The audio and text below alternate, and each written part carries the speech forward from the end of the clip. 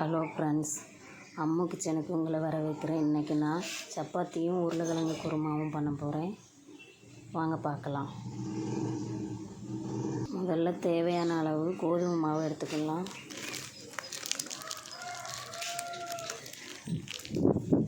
தேவையான அளவு சால்ட் சேர்த்துக்கலாம்.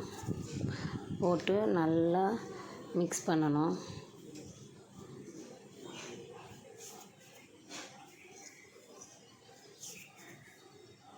அப்புறம் கொஞ்சமாக ஆயில் ஊற்றிக்கலாம்.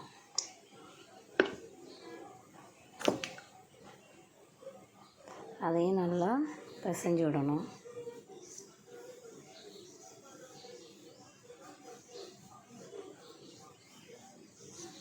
அப்புறமா கொஞ்சம் கொஞ்சமாக தண்ணி ஊற்றி பிசையலாம்.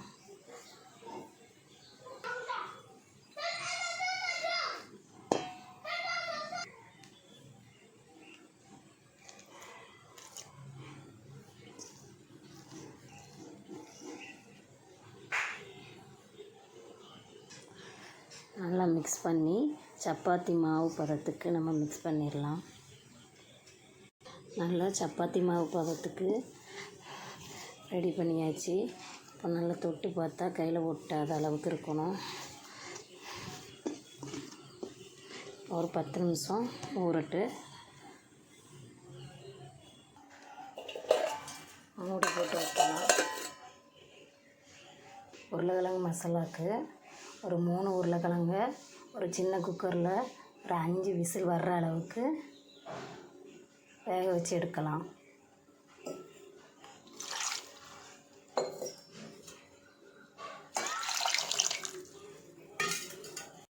கொஞ்சமாக கல்லுப்பு போட்டு மூடி போட்டு வைக்கலாம். 10 மினிட்ஸ் கழித்து மாவை சின்ன சின்ன உருண்டையாக உருட்டி எடுத்து வச்சுக்கிடுவோம். இப்போ சின்ன சின்ன உருண்டைகளாக உருட்டி வச்சு இப்போ நம்ம சப்பாத்தி தேய்ச்சிட்டு வந்துடலாம். இந்த மாதிரி ப்ரெஸ் பண்ணுற மிஷினில் வச்சு மிஷினில் கொஞ்சமாக எண்ணெய் அப்ளை பண்ணி நம்ம உருட்டி வச்சுருக்கிற சப்பாத்தி மாவு அதில் வச்சு நம்ம ஒரு ப்ரெஷ் பண்ணால்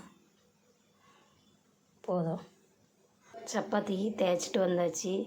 இப்போது அடுப்பில் ஒரு தோசைக்கல்லை நல்லா ஹீட் பண்ணணும். கல் சூடானதும் நம்ம தேய்ச்சி வச்சுருக்கிற சப்பாத்தி மாவு அதில் போடலாம். அடுத்து நம்ம திருப்பி போட்டுடலாம். திருப்பி போட்டு மேலே கொஞ்சமாக எண்ணெய் அப்ளை பண்ணணும்.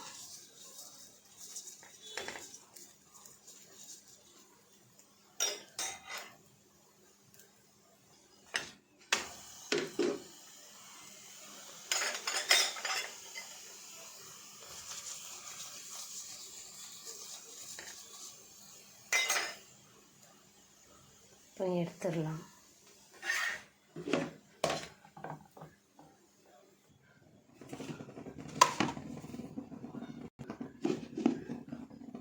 ஒவ்வொரு சப்பாத்தி மாவையும் போட்டு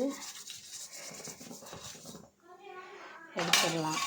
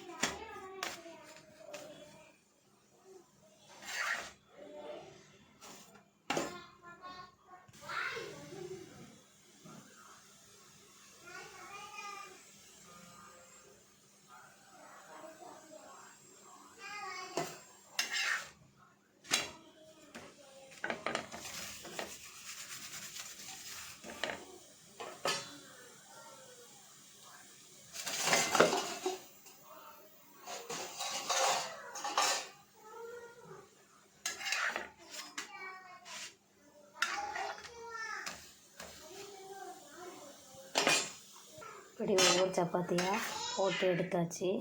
இப்போ நம்ம அடுத்து குருமா ரெடி பண்ணிடலாம். ஒரு பேனில் கொஞ்சமாக எண்ணெய் ஊற்றிட்டு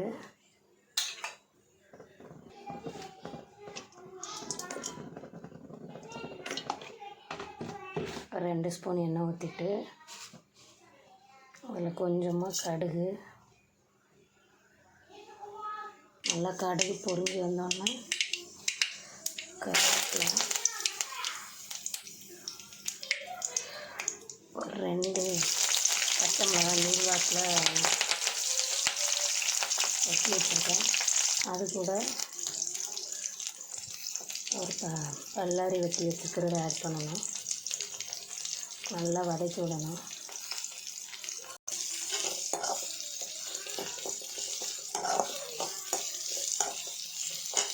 இந்த மாதிரி ஸ்டேஜில் 1 ஸ்பூன் இஞ்சி பூண்டு பேஸ்ட்டு ஆட் பண்ணி நல்லா வதக்கி விடணும், பச்சை வாசம் போகிறது வரைக்கும். அப்புறமா ஒரு தக்காளி போடணும்.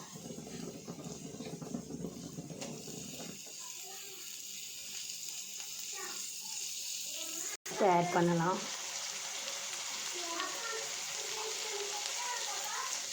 ஒரு 1/4 டீஸ்பூன் மஞ்சள் பொடி, 1 ஸ்பூன் வத்தப்பொடி போட்டு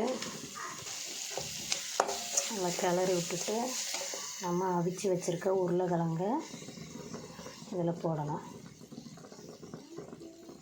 மேஷ் பண்ணி வச்சுருக்கிற உருளைக்கிழங்க இதில் ஆட் பண்ணிவிட்டு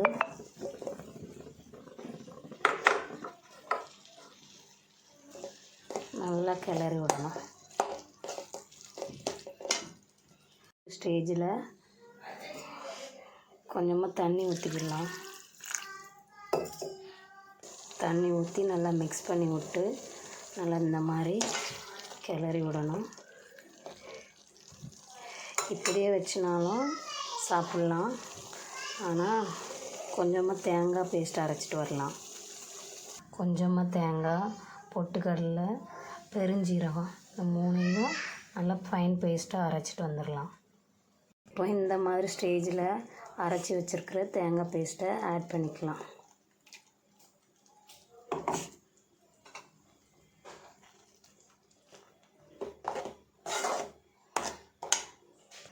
நல்லா கொதி வந்த பிறகு நம்ம எடுத்து சர்வ் பண்ணலாம். சுவையான உருளைக்கிழங்கு குருமா ரெடி. இது பூரி, சப்பாத்தி இந்த மாதிரி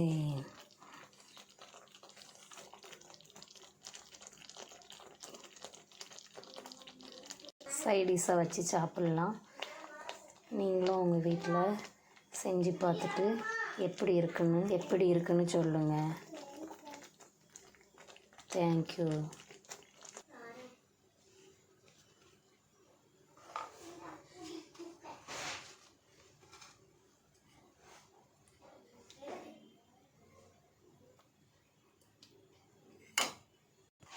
உங்களுக்கு இந்த வீடியோ பிடிச்சிருந்தா சப்ஸ்கிரைப் பண்ணுங்கள், ஷேர் பண்ணுங்கள். நீங்களும் உங்கள் வீட்டில் செஞ்சு பாருங்கள், டேஸ்ட்டாக இருக்கும்.